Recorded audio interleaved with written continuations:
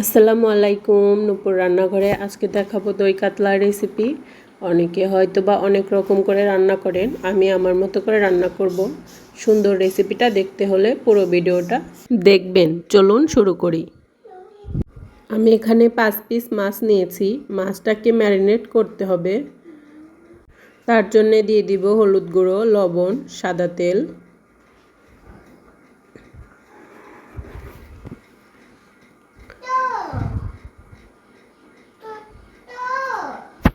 লবণ আর হলুদটাকে মাছটার সাথে ভালো করে মেশাতে হবে।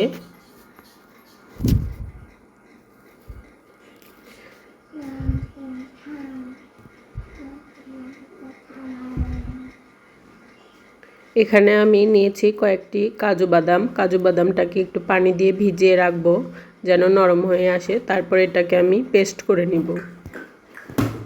এখানে একটা ফ্রাই প্যানে তেল গরম করে নিয়েছি। মাছগুলি দিয়ে দিব।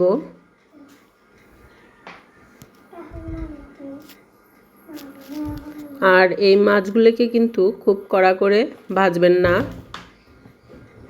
হালকা একটু কালার হয়ে গেলেই এটাকে আমি উল্টিয়ে নিব। মাছটা কিন্তু ভাজা হয়ে গেছে, এবার আমি এটাকে উঠিয়ে নিব।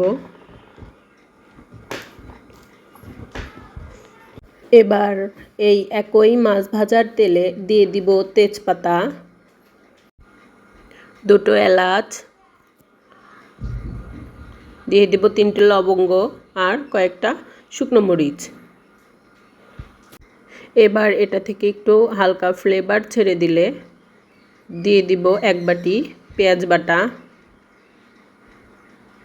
পেঁয়াজ বাটাটাকে দিয়ে খুব ভালো করে ভেজে নিতে হবে। তারপরে দিয়ে দিব আদা, রসুন আর কাঁচামরিচের বাটা। এটা আমি আগে থেকে বেটে রেখেছিলাম। দিয়ে এটাকে আবারও একটু ভালো করে ভাজতে হবে। এবার এই মশলাটা ভাজা হয়ে এসেছে। এবার আমি এখানে দিয়ে দিব কাজু বাদাম বাটা। দিয়ে এটাকে আবার একটু ভালো করে রান্না করে নিব। দেখুন রান্না হয়ে গেছে, প্রায় তেলটা ছেড়ে এসছে। এখন আমি এর মধ্যে দিয়ে দিব জিরে গুঁড়া 1 চামচ, ধনিয়া গুঁড়া আর পরিমাণ মতো লবণ। দিয়ে এটাকে আবার একটু মিশিয়ে নিব। এ পর্যায়ে চুলার আঁচটা স্লো করে এটাকে খুব ভালো করে রান্না করে নিয়েছি। এখন দিয়ে দিব টক দই। দিয়ে এটাকে এখন ভালো করে মেশাতে হবে। আর টক দইটা দেওয়ার সাথে সাথেই কিন্তু নাড়তে হবে, না হলে টক দইটা ফেটে যাওয়ার সম্ভাবনা থাকে। তাই আমি এটাকে একটু ভালো করে মিশিয়ে নিব।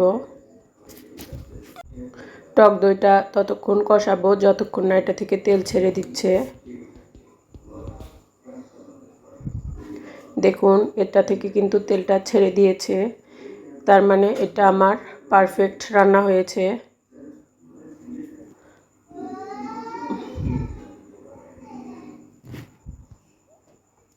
মশলাটা কিন্তু ভালোভাবে কষানো হয়ে গেছে। এবার আমি দিয়ে দিব পরিমাণ মতো পানি।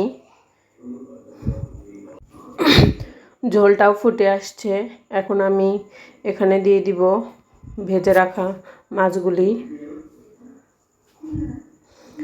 মাছগুলিকে দিয়ে 6 থেকে 7 মিনিট এটাকে রান্না করলেই দই কাতলা পারফেক্টলি রান্না হয়ে যাবে।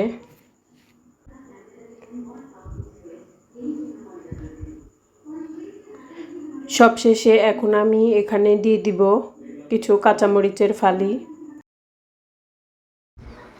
দিয়ে এটাকে আবার একটু ফুটিয়ে নিব।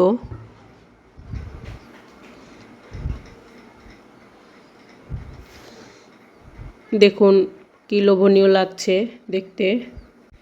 এবার গরম গরম ভাতের সাথে পরিবেশন করুন দই কাতলা। এটা খেতে কিন্তু অনেক টেস্ট হবে। সবাই একবার হলেও ট্রাই করে দেখবেন।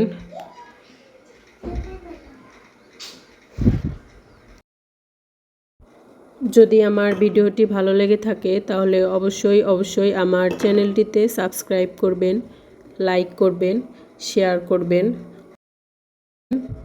আর পাশে থাকবেন। ধন্যবাদ। আবার দেখা হবে নেক্সট কোনো